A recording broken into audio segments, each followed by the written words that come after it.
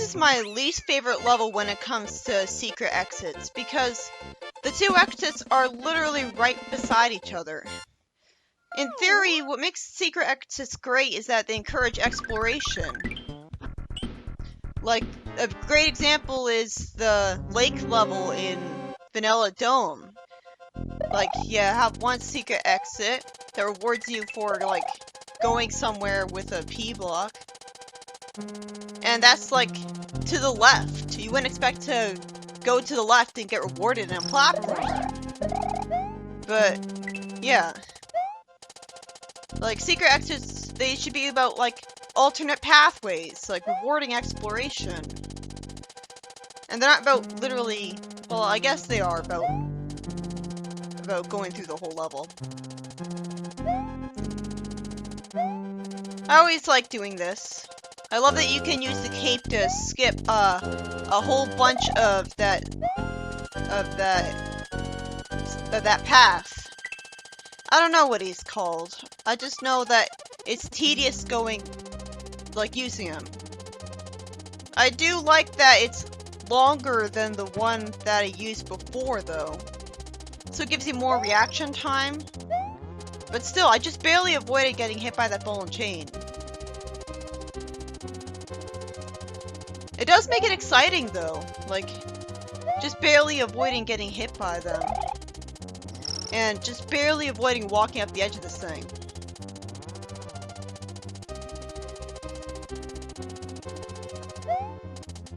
It's a good thing that there's, like, all these things here. Like, I'll never forget all the star coins that were added in the GBA version. Like, I really noticed how there's only one dragon coin in Star World, its final level. Well, not its final level, the one with the red Yoshi in it. Like, I thought, like, that was so weird, because I remember I went to the very bottom of the tall platform near the start of the level, and, like, I couldn't find a dragon coin. I really hated that I got hit there, but at least it showed off how you were intended to complete the level if you didn't have a cape. You're supposed to have the Magic Koopa clear away in the blocks for you. So it's a good thing that they respawn so easily. And of course, like as usual, crouch jumping is the best way to avoid getting hurt by those spikes, especially when they come so close together. You're better off making yourself small, especially if you want to fit in between those gaps there. The weird thing about the yellow Koopas is that they abruptly turn around in their path while they're walking. I really hate that the Magic Koopas, like, they appear and their hitbox that can damage you shows up again so quickly. You know, it's pretty lazy that this is just a ripoff of the first boss fight in the game for the last castle in the game. And the only thing that's hard about it is that there's some fireballs coming out. But other than that, it's and of course, all the Koopalings are off model from how they're supposed to look.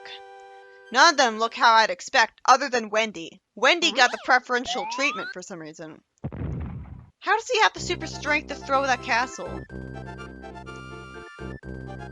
The story of the game is not just that Peach is captured by Bowser, you know, because he wants to marry her. It's also that Mario has to rescue the 6 Yoshi eggs. You know, it's really confusing that, you know, the first Yoshi that you see talks to you, implying that he's special because none of the other Yoshis ever talk to you. But you can lose him. And, I always assumed that it was that every time you got a Yoshi after the first one you got, it was a different one. But I think, like, that would be pretty dark, right? Like, the first Yoshi that you meet has story significance because you talk to him and he's able to talk to you.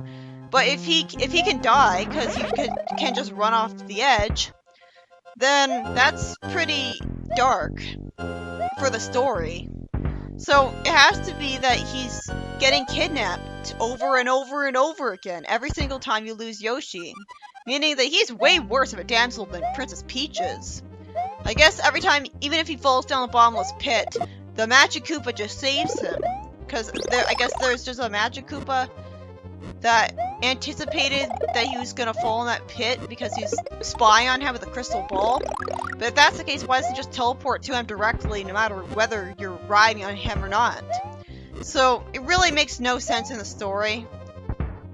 Like, I guess the story is just assuming that you never lose any of your Yoshis and you progress through the whole story without ever doing that.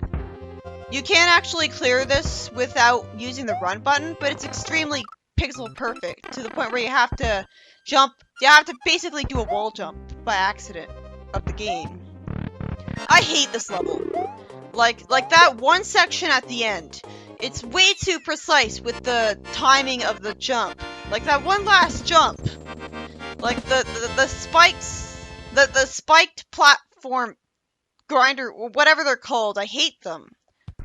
Like it's just way too precise at the very end there. It wouldn't be so frustrating if I didn't have to repeat the entire level all over again every time that I die. There's no checkpoint in that level at all. Like, the GBA version has a checkpoint for every single level.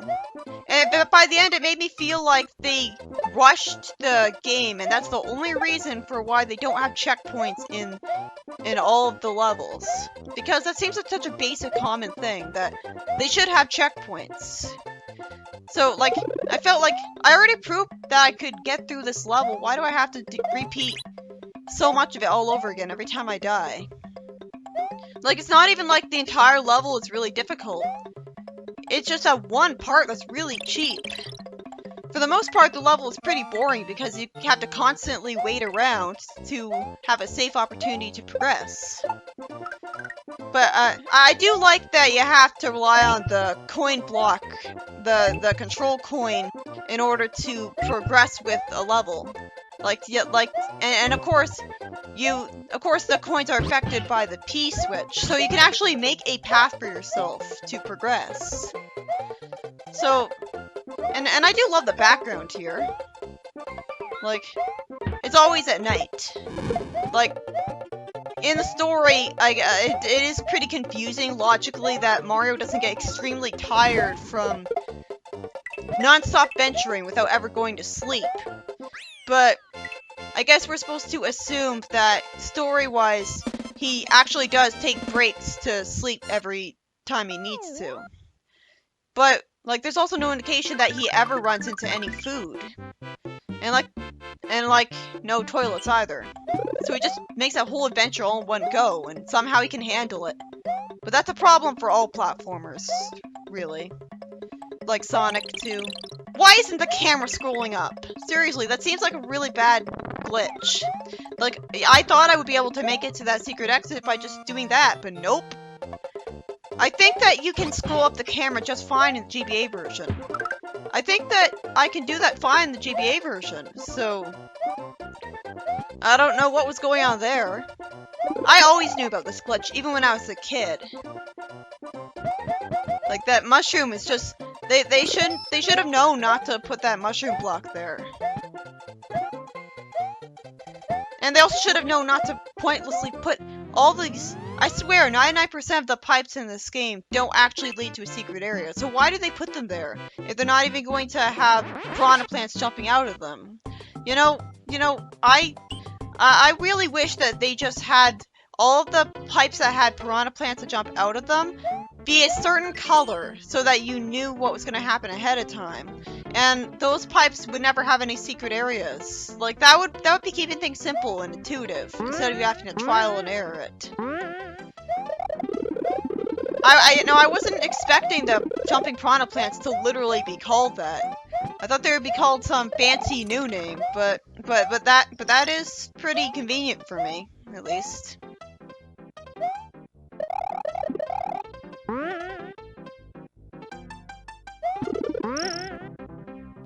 I always liked the special world levels, with the exception of the second one. Like, I like that these levels, like, wake me up. They have a challenge to them. I always knew about this glitch, even when I was a kid. I guess because this level just begs you to find out about it in desperation. Like, yeah, this game definitely was rushed at the end of development, because you'd think playtesting of this level would teach them that, hey, you can climb up a vine while holding a P-switch, because people will want to do that to avoid losing their P-switch. I wish the level designers knew that so they could take advantage of that a lot more in the game, because that would be really interesting.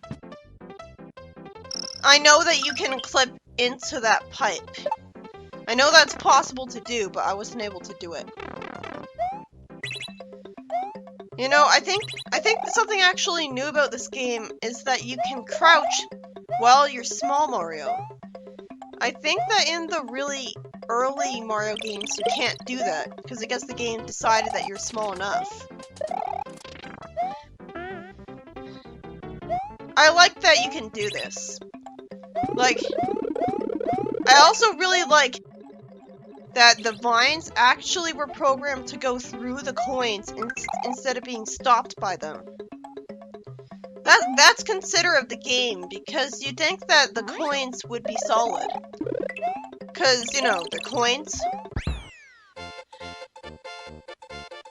Come to think of it, obviously that's another logic problem, because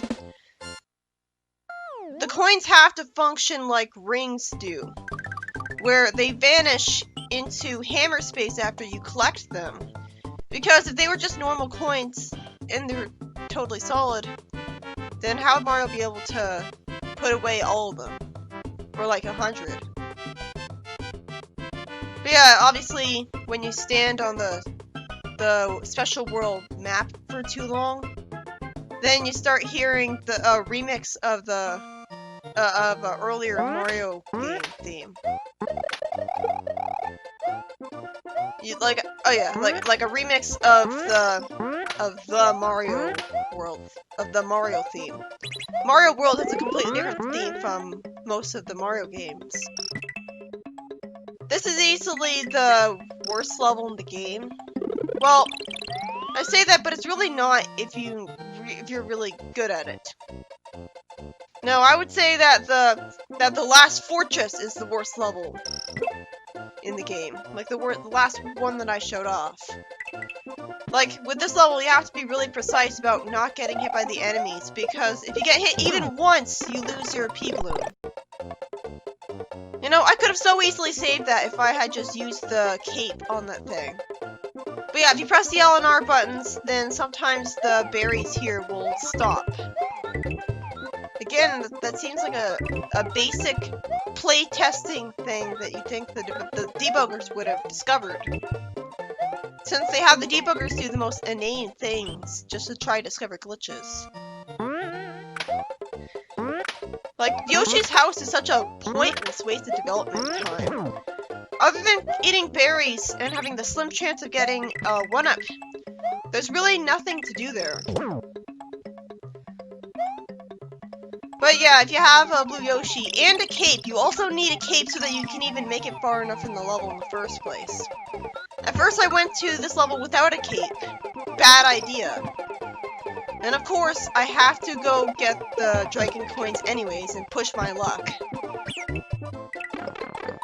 I really love that I didn't die the second that I got hit by one of those things, because I was at the top of the screen. So the game decided to be merciful. I got really lucky at the end of the level there. I really thought that I was gonna die there. But, like, fortunately, you can harmlessly spin jump off of those volcano shooter enemies. And by doing that, you can save your own life. And it's a really good thing that you can spin jump off all the enemies in this level. Like, I can't blame people for hating this level. Like, especially if you're trying to show it off for Let's Play, because there's so many different paths. And, like, I didn't show off every alternate pathway for Sonic, but for Mario, alternate pathways are more rare. So they're more significant. And plus, there's dragon coins to get. It's so dickish to put the dragon coins in this part of the level, when there's branching pathways. You can get a Yoshi in this level. I'll show off how to get that. Like, it's so tense jumping at the right times to avoid these fuzzy things. Like, you can't jump off this thing while spin jumping. So you can't do that. Oh, and I know that there's a glitch where you can actually climb literally anywhere that you want. Like, I know that you can do that, so that's pretty cool. I forget how to do it though. I just know that if you watch Nathan is Bored, there is a Super Mario World with Glitches series. And that's how I found out about a lot of the glitches in this game that are more obscure, that aren't on the Glitches wiki. I hate this path. Why did they program this path? Like, one of the most... there's a really cool glitch in this game called pipe canceling. I think it's like you eat a fire flower with Yoshi while you're sinking down a pipe, and I think the timer has to freeze too. So, like, you eat a fire flower at exactly the right time when the time limit is counting down, and not only do you freeze time, which is a separate glitch you can do, but you can also cancel going into the pipe so that you're trapped in the background. So Mario looks funny when he's climbing the vines. What I showed off with that earlier clip was why it makes sense that in the GBA version you actually kick Yoshi when you walk towards him. Because it turns out there's a developer oversight where if Yoshi's in a bad part of the level design, it's literally impossible to jump back on him. Obviously, having the Yoshi to magically bounce off these fuzzies makes things easier, and having the cape, of course. I know some people like to fly over this level with the cape. I refuse to do that because that would be cheating and not showing it off correctly. Here's some extra level design I didn't show off. So, in a level with an object like a switch block or key, dash in the direction of a wall holding the object. Throw the item and swiftly dash to the wall, or drop it while standing next to a wall. You'll get stuck between the wall and object and start to shake. You can end the glitch by jumping or grabbing the item. In some of the underground levels, you can walk through the floor to the exit. Grab a shell or a flipped Buzzy Beetle, and move between platforms that could defeat Mario almost closed in. Jump on it, and you can walk through the ground until you reach an area requiring a jump. By defeating enemies and loading and placing objects in precise locations in Yoshi's Island 2, you'll warp to the game's credits. This is caused by the placement of the objects, which writes data into the game's memory. I wish I could give specific details about this, but the Glitches wiki didn't bother to give any. In Yoshi's Island 3, go with Yoshi into the yellow pipe, use the switch block, and eat the press button and spit it out. It makes a Cheep Cheep appear. Do it 9 more times. Doing this, Yoshi must be left on the line of blocks and leave the area holding the secret button. Find Yoshi, press the switch block, eat and spit, and let him fall, and ride an invisible Yoshi near the edge. Spit the invisible object and get the cape. In the area near the Koopa, eat the shell at the same time Mario becomes Fire Mario. Drop Yoshi and throw a fireball and ride Yoshi. Drop the cape and use it. The game's end screen will appear, but the level music is still playing. In Yoshi's Island 1, near the end of the level's giant gate, shoot the Rex with a fireball. Make Yoshi stick his tongue out, and grab the coin with Mario while it's on Yoshi's tongue. The game will put the nearby Charging Chuck in his mouth. And this puts a glitchy power-up in your item slot.